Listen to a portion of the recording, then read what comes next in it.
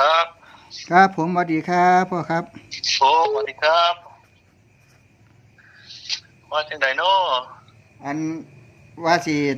ถามพ่อนี่แหละว่าโค้งสุดท้ายนี่มีเปลี่ยนแปลงมีเพิ่มบ่ครับ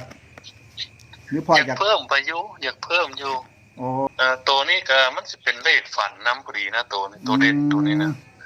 ฝันเมื่อคืนว่านนี่เนาะฝันคืนว่านนี่เออเราตายไปแล้วเนาะครับก่อนนั้นเราเป็นนั่นเป็นผู้ทรงคุณวุฒินำกันเนาะแต่ก่อนครับวันนี้เราตายไปแล้วเมื่อคืนก่อนแล้วมาบอกเลขวันนี้แล้วมาบอก61กับ66มันออกไปออกเลขอันต่างประเทศซะอืม66เมื่อคืนนี่เบิ่งเด้อมันสิแม่นบ่เรามาบอกมันออกอีนี้66นี่อืมต่างประเทศมันนี่61แล้วว่าเลขน่ะมันสิออกนะอยู่ในบ้านเลขที่เฮานี่แหละแล้วว่าเลขที่เฮาน่ะ6166แล้วว่าอยู่ใน61กับ66นี่แหละแล้วว่าครับอันนี้เป็นเลขฝันแต่มันไปตรงกับตัวเลขเด่นอยู่พอดีจุดเด่นพอดีนะครับตัว61นี่แหละมันไปอยู่กับเลขกันตัวจุดเด่นพอดีกับเราฝันพอดีแต่มันก็สิแม่นบ่แม่นบ่จักนะเพราะว่าเลข66มันไปออกเลขกันต่างประเทศได้เมื่อคืนนี่อ๋อ61กับ66แล้วอ่ะอยู่นี่แหละแล้วอ่ะ61กับ66มันไปเที่ยวต่างประเทศแล้วติมันออกต่างประเทศแล้ว66แล้วเมื่อคืนนี่ครับแต่แม่ก็อยากเพิ่มมัน85กับ61นี่แหละโอ้อันพ่อให้ไว้หางเดียวให้41นี่เนาะ41ครับ41ก็ยังคือเก่าเด่นคือเก่า41เด่นเหมือนเดิมเด่นคือเก่าแต่เพิ่มมาคือ85กับ85กับ61อันนี้เพิ่มให้เบิ่งนะครับถ้าเทียมมันมาบนมาล่างเนาะพ่อเนาะแม่นเพราะว่ามันอยู่ในจุดที่มันเคยออกนะ85นี่กับ61นี่ครับมันก็ไปตรงกับเลขฝันพอดีบัดนี้เมื่อคืนนี่คืนวานมั้ยครับมันออกเมื่อคืนนี่เนาะเลขต่างประเทศ66นะก็เลยว่าพ่อใหญ่เฮงบ่โทรมาเพราะว่าสิเพิ่มเขาไว้เบิ่งว่าซุมนั้นก็คือเก่าเนี่ยแต่ว่าซุมเพิ่มเขานี่เฮาบ่เอาเลขออกมาจากทางอื่นนะเอามาจากใน24ตัวคือเก่าครับเพราะว่าเฮาบ่แต่ว่าไปตรงกับผู้อื่นให้มาก่อนเนี่ยเขาสิมาเรียนแบบเขาบ่ชักครับแต่ว่าเฮาไปเบิ่งในเลข24ตัวเฮามันก็มีคือเก่านะครับมันก็อยู่ในสูตรของเฮาเนาะแม่นอยู่ในสูตรคือเก่าเพราะว่าเฮาก็ได้โชว์แล้วดิว่า24คู่บ่ต้องกลับนั่นแล้วก็บ่ต้องลงล่างบ่ต้องขึ้นบนเป็นบนล่างเป็นล่างนั่นมันก็มีของมันอยู่แล้วนะก็บ่ถือว่า49 41ก็ยังเด่นคือเก่าเนาะ41ก็เด่นล่าง49ก็เด่นบนคือเก่านะครับไปเบิ่งในคอมเมนต์นะว่าเอ้าคลิป2คือบ่มีอัน41เด่นล่างว่าซั่นคือไปทางไว้อันล่ะว่าซั่นเอาคันบ่ได้อธิบายเบิดเนาะครับเพราะว่าเว้าในภาพรวมซื่อๆคลิป2นะเฮาเว้าในภาพรวมไปแม่นเพราะว่า41มันมีอยู่ในตัวที่21ครับตัว16ตัว61นี่มันอยู่ตัวที่16ครับตัว85นี่มันอยู่ตัวที่5มันอยู่ในที่24ตัวคือเก่าเนี่ยมันก็อยู่ใน24ตัวที่เฮาได้โชว์ไอ้คู่เลขคู่เป็นชุดให้เบิ่งเนาะชุด24แม่นเฮาโชว์ให้เบิ่งก่อนแล้วนะคันเฮาไปเว้าเฮาก็ครับสิถึงมันสิเว้าใหม่ก็สิบ่มาจากทางอื่นเอามาจากใน24ตัวนี่คือเก่านะเพราะว่าเฮาก็ได้นำเสนอไปแล้วเนาะแม่นผมก็หาเฮาได้เสนอไปแล้วบ่แม่นเฮามาเว้านํหลังครับบ่เฮาเว้านํหลัง85กับ61มันก็อยู่ในสูตร24ตัวเฮาคือเก่าเนี่ยมันก็อยู่ในนี่อยู่ในอัน24ตัวอยู่เห็นอยู่บ่ครับมันก็อยู่นั่นคือเก่าถึงแม้สิเพิ่มน้ำหลังก็เพิ่มอยู่ใน24ตัวนี่แหละครับแต่เฮาก็บ่อยากให้ FC ซื้อฮอด24ตัวน้ำที่ลงทุนหลายครับเฮาก็แต่ว่า4ตัว5ตัวนี่ก็ว่าเข้าอยู่นะเดี๋ยวนี้ครับมันมีช่องนึงเอาไปลงหรือให้เขาไปลงบ่ช่องใดครับบ้านนาทีวีอ๋อช่องของผมเหรอครับบ่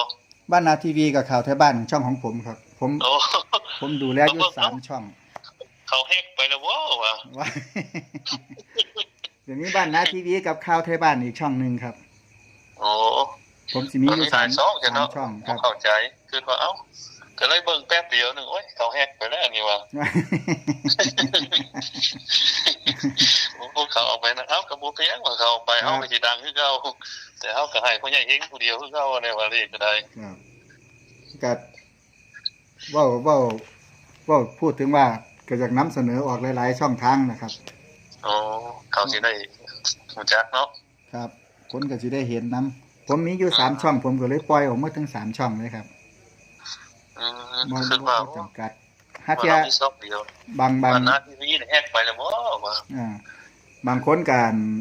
หา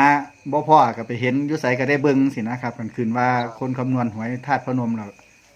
สิเบิ่งช่องใดก็ได้นะคิดว่าโอ้เข้าใจท่านคิดว่าครับย่านมีช่องเดียวย่านเข้าบ่ถึงพี่น้องนะครับย่านเพิ่นเห็นบ่หมดทุกคนนะครับผมก็เลยปล่อยออกไปถึง3ช่องเลยผมก็แนะนำไว้พร้อมว่าผมสิมีอยู่3ช่องทางให้ติดตามคือบ้านนาทีวีข่าวไทยบ้านและเฮงรุ่งเรือง59 Channel นะครับอัน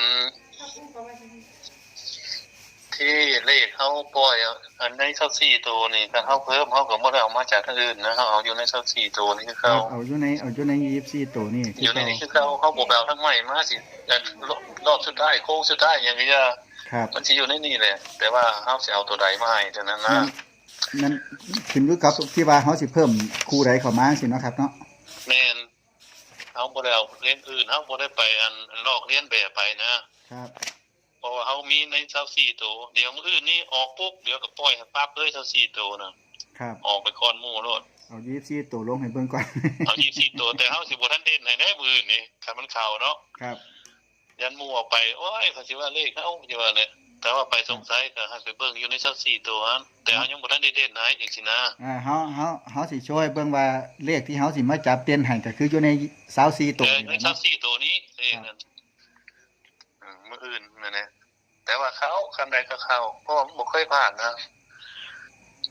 อันนี้สังเกตเบิ่งแม่ทุกอาจารย์นะที่เขาเว้ามาเฮาเบิ่งมันจะตรงกับอยู่ใน24ตัวเฮาในส่วนใหญ่เด้แม่นอยู่ครับ